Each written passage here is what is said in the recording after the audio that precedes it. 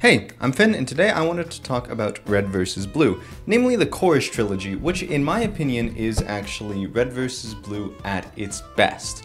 I think that nothing really can compare to the Chorus Trilogy in the rest of Red vs. Blue. I think there are some moments that can outshine certain small sections, and there are its ups and downs, but I think overall, the best written, best delivered, best told arc is the Chorus Trilogy. And before I get into this, I'm just going to go over some channel updates, so if you are new here or if you just don't care about that, you can go ahead and skip to this timestamp. So, updates. You may have noticed that my channel has very infrequent uploads, and recently it's been getting even more infrequent with bigger spaces between uploads. That's because my videos are getting longer. I used to have videos that averaged around 9 to 15 minutes, but my last two videos have both been an hour long each. And I do like this long form content. I'd like to stick to it as much as I can because I feel like if it's a really long video essay, it's just an enjoyable experience. I always liked those, and that's my favorite kind of content, so that's something that I would like to try to emulate. So yeah, uploads will be a bit whack while I get through everything, but if you still want to see some of my work, you could check out the Williams Project podcast. I am not a writer for it, I'm just one of the editors, or I guess the only editor. I'm the one who puts the videos together, and I make it work. The Williams Project's podcast is a horror thriller podcast that you can check out on Spotify, Anchor, those kinds of things. It's really interesting, something I'm putting a lot of passion into recently. Please go check it out. So yeah, I'm almost at 1,000 subscribers. It would mean a lot if you could subscribe, but I'll drop it at that and just get into the meat of the video. So I'd like to preface this by saying that these are opinions, and these are not something I'm trying to pass off as fact, and I'm not trying to say that if you don't like these seasons or these arcs that you are, dumb. I just don't agree with you. And I see the merit in most of the other seasons too. I believe the Blood Gulch Chronicles are one of the most influential pieces of media on how web series exist, and that was really the proof that web series could exist as a whole, and the cultural impact of the Blood Gulch Chronicles can never be outshined. It's one of those things that really defined internet culture, just like the way Homestuck would define webcomics. Blood Gulch Chronicles defined web series. So yeah, and it was fucking hilarious. The first few seasons are side-splitting laughter, but it's just funny. There's not really much for plot, but that's not what it was focused on, and I really respect that. I think it's great, it's funny, and it's classic. Next you have the Recollections, I believe, saga. The Recollections trilogy were seasons 6, 7, and 8? Yeah, 6, 7, and 8. And what was good about these seasons is that it wasn't focused as much on the jokes. We now started to see actual plot development, and we started to see like something deeper, and we got it revealed to us what's actually happening with this box canyon in the middle of nowhere. There were a lot of hints, and they did straight up say it sometimes in the original series that they were just these simulation troopers. However, it doesn't really stick to that because it doesn't go all in. It more focuses on the jokes. The finale of season 5 was very important, and that sets the precedent for how it's going to look moving forward, but nothing in season 5 can still compare to what season 6 does for character and plot threads. That's when we really start to see these new characters showing up. We get Wash looking for them, and then the world comes together as they try to cover up their past mistakes by saying there was no time travel, they were just like making that up. This happened, this actually happened, what Tex is, how they're AI instead of ghosts. It was really just a lot of fixing the plot threads that they left opened, or the ones that were plot holes. And it's really good. We get the first animation in any of the series in these seasons, and oh my god, is it amazing. We have Monsieur for these seasons, and he does just such an amazing job at showing how awesome Red vs. Blue can really be, with the infamous car fight scene, the amazing iceberg fight, which still remains to this day better than anything I think Halo themselves have animated, and of course, the Tex beatdown, where we start to see how much of a badass Tex really is. And the plot is very, very intriguing. Who are the freelancers really? Who's this director? Why are they, like, going through all of this? What is going on? Who's pulling these strings? It just raises all those questions, and then it gets this really nice payoff with Church learning he's actually the AI Alpha, getting destroyed, but replaced by Epsilon, and it's just super intriguing, really, really good. Really good plot thread.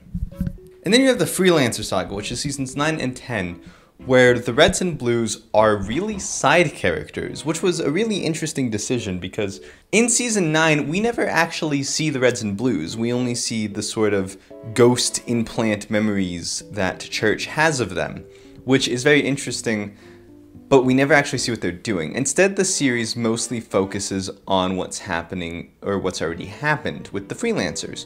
We see their kind of adventures, the things they were up to, what they went on, what happened here, what happened there, and we feel like this is a new team of people that we can actually love. Getting to see York, Carolina, Meta, I guess Maine before then, Washington, South and North Dakota, these are such lovable characters that really caught us in. The Freelancers don't get much screen time, and they don't get any presently, with most of them being dead, but it is so intriguing to see what happened to them. And the fights and the animation is taken to a whole new level, with entirely animated environments for these Freelancers, and just taking everything that the Recollections trilogy aspired to do and everything they set up, and taking it to a whole new level. Super cool. Very much one of the best web series arcs ever.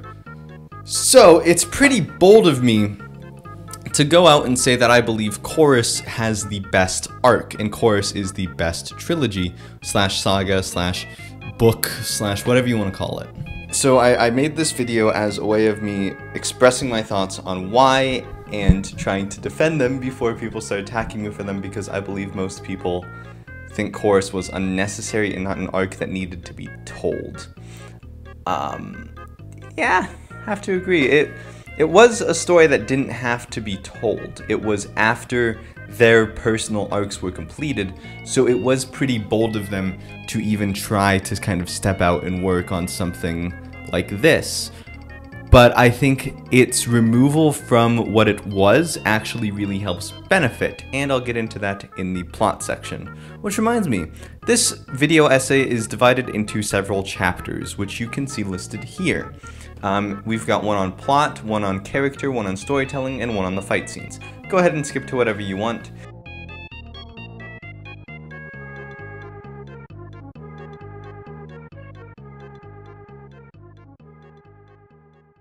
So plot. Well, the plot is very interesting to me because it follows such a unique story and such a varied way of going about everything, something we've definitely never seen before in Red vs. Blue. It was completely out of left field, not something we were expecting, especially with how Season 10 closes. Season 10 closes with them in this canyon and they're talking and getting things done, and the way they're saying it and the way it's set up kind of sounds like they're back in Blood Gulch, and that's what the valley's supposed to be. But in Season 11, it's revealed that they actually crashed their ship in the middle of fucking nowhere on a planet called Chorus. But they're not exactly sure about that yet. And then it basically, Season 11 follows the story of Wash, Tucker, Caboose, Simmons, Griff, and Sarge being trapped in this new place and trying to, get a sense of what's what. And it is a return to form. Season 11 is the closest thing we have to the Blood Gulch Chronicles, because most of it is just standing around and talking, which I think greatly benefits the season because it resets the status quo in our minds. They start slipping away from this heroism that they achieved in the last few closing seasons, and I don't want to say undoing their character arc, but it's showing that that is an exception and that they aren't those heroes. They aren't these really strong, big fighters. That's not who they are. And I think that it greatly benefits the narrative later on when they need to start fitting into those molds better. Season 11 is very slow. It only starts to pick up around episode 15 when Felix shows up, says, hey, there's an army coming, we gotta get ready. They want you guys because you're these great heroes or whatever. So they help make this canyon really defensible, and they get split up with Tucker, Simmons, Griff, and Caboose going to the New Republic with Felix, and Wash, Sarge, Lopez, Doc, Doc actually teleported to the middle of nowhere, kind of like this abyss thing. That's a bit weird. Anyways, Sarge, Wash, Lopez, and Doc getting taken to Locus's side in the Federation. So they get split up, basically, and they start serving these other sides with the fucking dogs outside. So they get split up basically, and they start going on these separate plot threads with Carolina and Church still missing after the crash, but then you have Team Tucker going in and trying to lead these people and lead the new resistance and trying to get them organized so that they can save their friends. And it's very clear that they only want to save their friends, which is important, and I'll talk more about that in the character section. But you also have the other team, Team Sarge and Wash. And Team Wash is stuck with the Federation. And they learn that the Federation are the good guys. Well, they're learning that the New Republic is the good guys, because that's how war works. There's never a defined good and evil, which is interesting, even though this concept does kind of slip down with the reveal of Felix and Locust being behind everything. It's not dragged down because it still addresses that there were these problems before, and that this isn't anything they wouldn't have done without Felix and Locust, which is very interesting. Yeah, they eventually meet up, the teams combine again, and Carolina and Church, which I'm going to call Team C, also shows up again.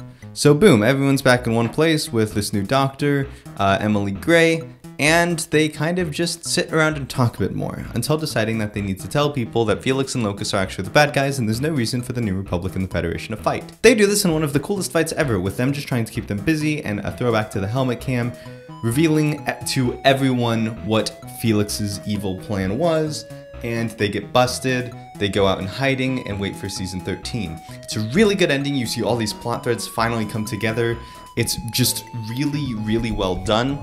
But season 13 starts off even bigger. Team Mercenary starts realizing they're gonna need more guns, so what they do is they go aboard a prison ship and take control of it and tell everyone, hey, grab onto the bars if you want to live. Those who grabbed onto the bars don't get forcefully ejected, because for some reason the spaceship has like a kill all prisoners button. Wait. Were those guys actually being transported to prison? Or were they just being taken on like space to be... I don't want to think about it. So yeah, season 12, Felix and Locust get a bunch of new mercenaries. They start to run just kind of more underground operations until they can figure out the tower. The tower, or the purge, is going to kill all life on Chorus except those inside the temple. Felix and Locust plan to use this to kill everyone on there for their employer, but Doyle kind of accidentally, takes the key. And Doyle's a coward, so they're very worried about how this is going to turn out. Strikeface shows back up, Carolina kills him, but while she's busy doing that, Doyle is fucked up. And Doyle realizes that the only reason the bad guys are staying in the city is because he's in the city. So he sacrifices himself to take out almost all of Felix and Locust's forces. Then bada boom bada bing, thing happens. Felix and Locust try to take off for the temple, but they're stopped by Carolina and Wash, who have a showdown. And then the B team, who I'll get to later in the character section, takes over this tractor beam that was used to destroy the ship in the first place, launches it at the tower, kills them, and meanwhile the Reds and Blues are taking over the comms tower so they can send out the message that they need help and Chorus is kind of a shit show right now. So we have these three really cool like arcs just coming together. It's super interesting, and I think it's a really good example of storytelling. It's super well done. But why is this plot my favorite? Well, for one, it had the most room to be itself. Recollections and the Freelancer Saga were actually very limited in the stories they could tell because of little flavor text lines and the things that they said in the Blood Gulch Chronicles. The Blood Gulch Chronicles is the biggest limiting factor behind Red vs. Blue's early seasons. Red vs. Blue couldn't really do too much wild and out there without breaking the confines of the plot that they had established with the Freelancers.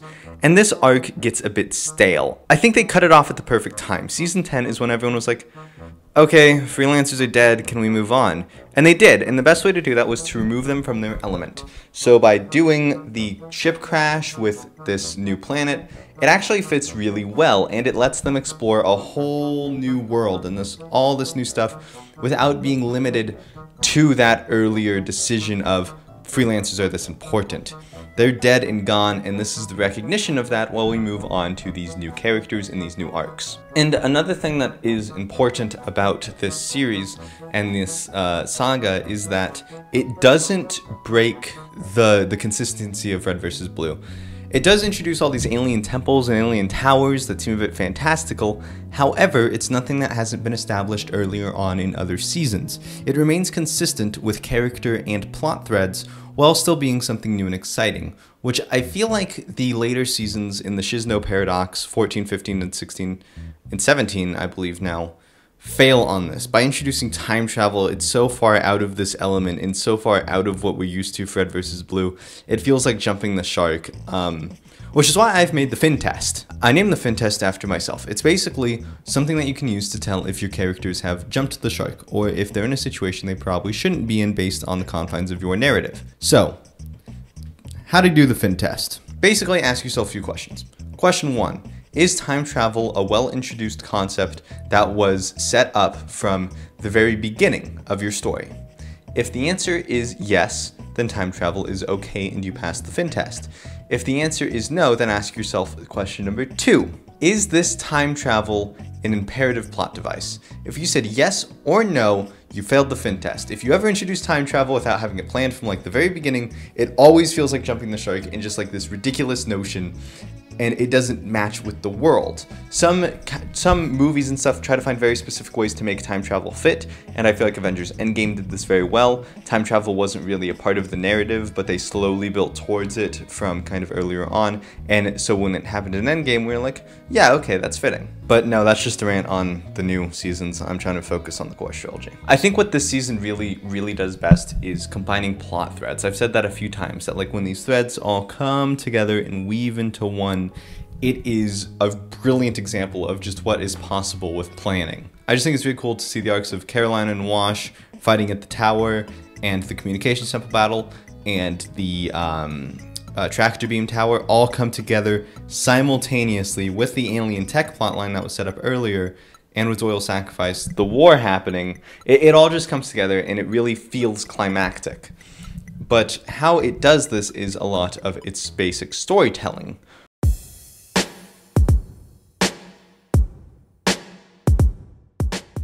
Characters don't shine more than they do in this season. This season is the best for the characters. I feel like it does the best job at presenting consistent characters, showing slow arcs, showing realistic arcs, and just showing what these characters can do and who they are. I think there's not a single season that reflects this better. You also get some really interesting arcs that are subtle enough to not be in your face, but also gradual enough and very clear enough to be big important arcs. You have Locus escaping this manipulative cycle of codependence he's accidentally formed with Felix. You have Tucker coming into his own as a leader, and you have characters like the B team all coming together and realizing who they are. And there are some arcs that don't really get, and there are a lot of characters that don't really have arcs in the season because it doesn't really fit the narrative. Like Wash, Sarge, Carolina, and Church don't really have much of an arc. Their arcs are more defined in their relationship with their friends, which you'll see a lot of. A lot of character arcs are only defined within the relationship of others. But for simplicity's sake, I'll just start with individual character arcs. First and foremost, we have Tucker. He is the main character of the saga, really. Even though there's not really a main character and it does jump around a bunch, I need a sip of water. This video is sponsored by water. Drink some. I know you're not. But yeah, Tucker's arc follows this arc from starting out as who he kind of started out as in the beginning of the series. Someone who is actually a fairly competent soldier and probably the best qualified one there, but still pretty bad, which is actually interesting because him and Wash have very similar arcs if you look at it. They both start out kind of in the worst of states. Wash is known as one of the worst top 10 freelancers. He's very low on all the leaderboards, and he's commonly referred to as one of the worst soldiers. Whereas Tucker is a simulation trooper, which shows that he is one of the worst soldiers from the get-go. But over time, they begin to develop and get better as soldiers and as leaders. When Wash gets away from the freelancers and steps away from everyone else and starts being his own person, he starts to get a lot better, joining the recovery system and joining up with Meta. And we see the ice fight scene where this kind of comes together, and we see just how much more developed and how much stronger he's become since growing into himself. And Tucker has a very similar arc. Once he's separated from Wash and the leadership, he needs to step into that mold. And he begins to do that very early in season 12, leading these teams and becoming the de facto leader. And it's very interesting to see how Tucker can develop. He goes from this laid-off slacker and just always joking, not taking anything seriously, to someone who takes things a bit more seriously, but is still Tucker. He still makes the same jokes, and he still feels very much like Tucker, which is very important because oftentimes arcs will lose sight of what they were originally. This is never a problem with Tucker. It always feels so natural and slow. One of my favorite lines of dialogue comes from Tucker talking to Wash, who's been through a similar arc. Tucker mentions that he doesn't know if he's making the right decision and that being a leader kind of sucks ass because you don't know if it's the right thing. Wash tells him that that's just kind of how it is and you gotta try better next time. And it's a really, really good moment because it's also counteracted by Tucker's usual humor. It's very much still Tucker and Washington. They are those characters, just slowly developing and becoming better characters. It's really interesting, and I feel like it was one of the best arcs that I've ever personally seen or witnessed, with some of the most natural dialogue choices I've ever seen either. I'll play that clip for you now. Well, Caroline is patched up again. Gray really hounded her on the no more super speed thing. You know, I don't think I've ever seen a civilian lecture a freelancer like that before. It was pretty entertaining, actually. Hey, Wash, you got a sec? I swear to God, if you want me to look at another rash, I'm gonna hit you. No, it's just... It feels like every choice I make is the worst. Oh, holy shit, you're being serious. Back at the canyon, you told me to try to be better. And ever since then, that's all people keep telling me. Try this, try that. Well, I'm fucking trying, and so far all that happens is I either get people killed or I ruin the mission. I mean, how are you supposed to know if you're making the right call? Well, you don't. There's never really a right or wrong answer. You just have to stick with what you think is best. But what if what I think is best totally sucks? Then you learn from it and you try again. Oh my god, it's like you people are on a fucking loop. Tucker, I know you're frustrated, but you have to realize that making mistakes is just part of the deal. Even with everything you've screwed up, look at how far you've made it. You're not the same person you were back in Blood Gulch. Is it bad that I kinda wish I was? Yes, you were a terrible excuse for a human being. Hey! I'm kidding. Fuck you, dude! I'm over here spilling my guts and shit, and you're cracking jokes? That's messed up. Now who's melodramatic? Man, I should've just left your ass with the feds. Seems a lot of these arcs are actually defined by Washington, but another one of the biggest arcs is Felix and Locus. Seems a lot of these arcs are actually defined by Washington. See, Felix and Locus's arc also focus very similarly in the same way, with Locus realizing that he has codependence on Felix and it's unhealthy, and that what they have needs to be stopped, and that Felix is really, really manipulating him and picking at this sort of you're supposed to be a soldier to further promote Felix's own goals. And part of this arc is with Felix's fall from grace. I mean grace as in being a good guy, I mean grace as in like his presentation of himself.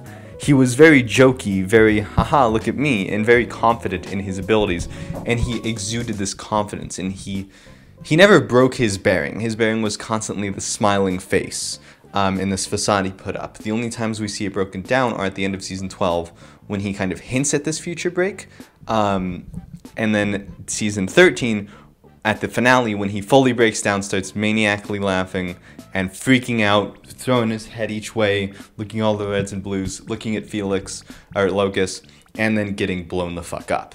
It's really, really good writing, and Overly Sarcastic Production did a video on this type of character. I've linked that down below, and it very much follows that arc, which in my mind shows that that is a very good arc and a very good way to do it. I think they nailed Felix and Locus's arc, perfectly done, and some of the most interesting red versus blue characters. We also see Kimball and Doyle's arc, who are some of my favorite characters, and I think their arcs were very interesting in the way that they were also defined by their relationship with each other. We first start to see this arc develop with Doyle and Kimball being angry at each other and not wanting to be around each other, which is fair because they've killed countless of the other one's soldiers and fought against each other so many times. It's it's hard to count. There are no children on course and no civilians anymore just because of how many people have died in this war.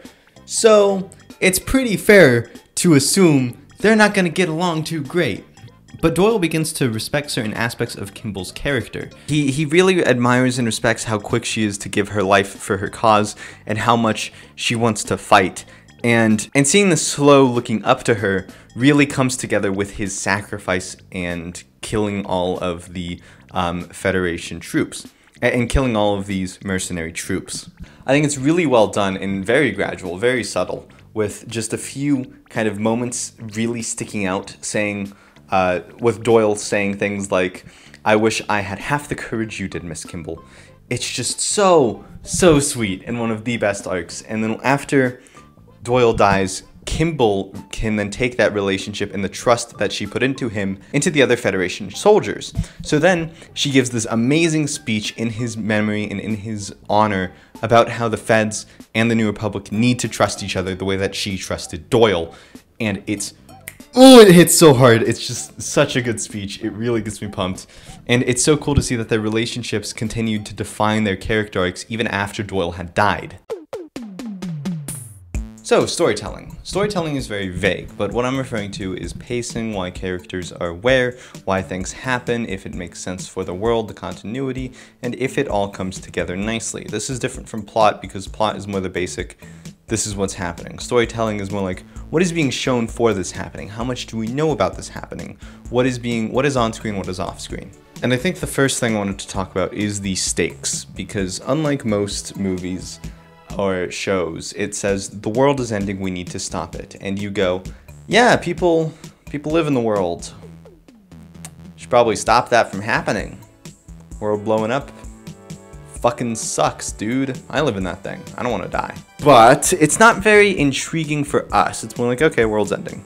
You need to develop stakes and you need to show exactly who is ending, whose lives are at risk here. And I think the Chorus Trilogy really nails this by choosing to show us a bunch of the characters and soldiers and make them really lovable and people that we do want to see survive this. Of course, there's Kimball and Doyle. Rip Doyle. He isn't one of the ones that they're trying to protect anymore, but seeing his sacrifice does show the greater, what are these people and how is their culture, which is very, very important to developing what's at stake. So yeah, we have Kimball, Bitters, Matthews, Jensen, Dr. Emily Gray, just a whole plethora of new characters that we really, really do care about and that we do find interesting. And this is their home that they've been fighting for countless years. And it's about to end and we really, really care about them, which is shown really well in the final battle at the, well, one of the final battles, at the Purge Tower in Great Destroyers. Great Destroyers is really tense and like you're always on the edge of your seat every second because of just how much you love these characters and how much you know that Felix and Locust cannot reach that tower, because if they do, I lose these characters who have become so important to me, which I think is a really, really good way of storytelling in letting us feel the stakes and actually feel like there is something on the line here. Another great method of storytelling was the separation of the mentors. By taking away Sarge, Wash, Carolina, and Church, they were alone. Tucker, Griff, Simmons, and Caboose needed to learn how to soldier. They needed to learn how to lead. They needed to learn how to do these things. And they couldn't rely on who's been there every step of the way. They couldn't rely on their friends anymore. They only had each other and the soldiers that they were leading. This is very important for the story because it, of course, sets everything up and sets the scene for the character arc, but it also lets us explore just how bad they are without them, because Wash and Sarge's leadership has actually been a defining point of their characters all along, and Church. And now taking away that and stripping that away from their characters, we get to see them come into their own, which is a very, very interesting storytelling tactic, and I'm really glad I saw it go down like that. And something that Red vs. Blue has always done really well is callbacks. Callbacks can be good for storytelling, to show things coming full circle, or to show that things aren't so different, or to show that situations repeat, and to show satisfying ends to character arcs. It is a method of telling a circle, which I think is very interesting. Red vs. Blue does this a lot of times, with some humorous callbacks like the running son of a bitch gag, bow chicka wow wow, and stuff like that, but you also have more serious ones, like Tucker saying, "Hey, catch, asshole," to Felix, and then that coming back to bite him at the end when he says, "Hey, catch, asshole," once again to Felix and blows him the fuck up. We have Locust saying, "I'm not doing this for money, I'm not doing this for the reward, I'm doing this for me," like Felix had just told him. Then, of course, we have Doc returning as O'Malley, which was really interesting, and O'Malley then becomes a big part of the narrative for the final battle, which is really interesting. I love Doc and O'Malley's sort of relationship and how they jump back and forth between the same one. Even little things, like Wash throwing that grenade in the final battle for Locust to shoot and then taking the sniper out that way was actually a callback to Season 10, Episode 8, I believe, in which Wash tried the same trick and it actually worked. Or I believe York did. I'm not sure. I'll show it in this clip here. Oh, that's who it was. And another, like, it's kind of character, but mostly storytelling in my mind. Locust and Wash's relationship is very much the same arc. It is these characters talking to each other, and it's this mirrored duality of one who believed he was a soldier back in the Freelancer saga and trying to come back from the things that he did, and the other one who is trying to say, wow, I am that. I am a weapon. I need to do what needs to be done. And Wash, who's been through that, saying, hey man, maybe it's okay to have friends. Yeah, callbacks to previous character arcs is what this does best, and I think it's really good that it does this because it can just show us how much these characters have developed and changed.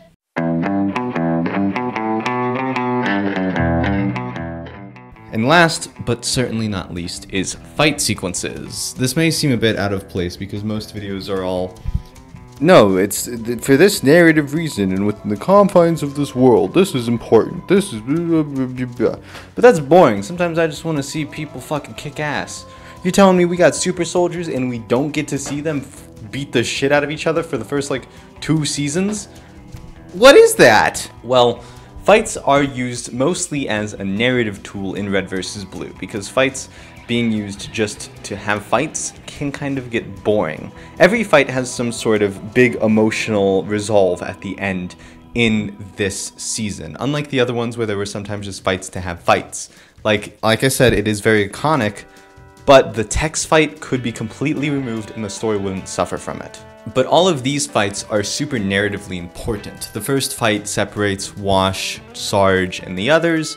The second fight is the big reveal to everyone else. The third fight cripples Carolina and introduces the concept that Church is a dying AI and that we need to watch out for that.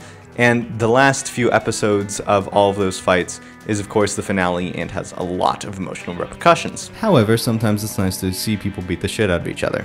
So fight 1, its narrative importance is very much in the way of having this separation and separating the group, but also seeing the power of callbacks once again, because we see Dose.0 take over the body of the robot that Sarge was building, and then he gets thrown by Doc into a minefield. This is 3 different sort of things that were set up. Donut's, I think I said Doc, Donut's good throwing arm, Dose 2.0 Dose.0 taking over the Freckles type bot, the Mantis, and then you also have the minefield they set up earlier. And all these 3 just come together at once, and then we have this big payoff. And then Freckles' shake ability, which was introduced a lot earlier, gets used to block them off and separate them, which is very, very, very interesting because we see this battle kind of the culmination of the past season. Even though there's no animation, it still is good and exciting, and we get to see Tucker use his soldier training. Just really interesting fights. But it doesn't even have anything on Season 12's fights. Season 12 has its biggest fight at the end with Felix squaring off against Tucker and Locust squaring off against Wash. But all the Reds and Blues are there taking out the rest of the bad guys in these very creative ways because they couldn't beat them one-on-one, and they know that because Red vs. Blues aren't suddenly badass because they're fighting here. Only Tucker is the one who kind of holds his own against Felix because he was always introduced to be the bestest soldier. And then we get, once again, another callback to the helmet cams they introduced earlier, with Church running them and broadcasting to everyone and letting everyone know, hey, stop fucking fighting. And it's just a really interesting fight sequence, but even that has nothing on Season 13's fights. I think the Great Destroyer fight is the best fight in Red vs. Blue. Trosadero, I think that's how you pronounce it, did so good soundtracking this fight. This is one of the best themes I've ever listened to, and it really has you at the edge of your seat. We have so much importance behind this fight, so much narrative importance. And we have the callback of you take down our ship, we take down yours. Chairman saying son of a bitch, hitting the fucking temple. So much happens. And it's also full of these little details and little moments. Like, for example, there's this bit where Wash cuts his hand open, splatters the blood on Locust while he's invisible so he can see him. And then when Wash throws the knife into Locust, he puts it in his shoulder and then jumps and kicks it further in, which is just a really blink and you miss it kind of moment, but it's very, very cool. You also have a lot of teamwork, and the way they work together is very, very interesting, as well as the way they interact with this environment of floating, non-gravitational items. It's really interesting, and if you haven't seen this fight, please watch it again right now. I think you'll come to love it even more than you already have. And once again, it's about coming full circle. Of course, there's the tractor beam from the beginning, but also the fact that they land on the exact same position that they started in. I think this is a big theme of Red vs. Blue. Nothing ends, it just repeats, sort of like the Adventure Time messages or things like that. And this is not even talking about the animation. I think this fight has the best animation of pretty much any seasons. Not only is it very fun, very exciting, and it does have a lot of those elements from the first few seasons, it's very grounded too. Everything that happens is pretty realistic and could feasibly happen, almost. Which is a very much an issue the first season's had with fights being so over the top and out there. It wasn't feasible, but still fun to watch. And the motion capture is really good, and it really shows they did motion capture because the movements are so fluid and so natural. It all looks amazing. And everything is a simulated environment, so there's no Halo map that they could have used for that, but they still made it feel natural, and they really looked like they did fit into that environment. The animation is top tier, the battle is top tier, the choreography is top tier. There's nothing about this battle that I think could be fixed. I think this battle is absolutely perfect as it is, and the best Red vs. Blue battle. And yeah, that's pretty much it. I think they really went off the rails with these last few seasons, 15 and on. But I still have fun watching Red vs. Blue, and I have rewatched the Course Trilogy a lot. If you disagree and you think one of the others are better, just put a comment down below. I would love to hear your reasoning for it. Also, go ahead and like. Also, please like and subscribe if you enjoyed. And yeah, see you later.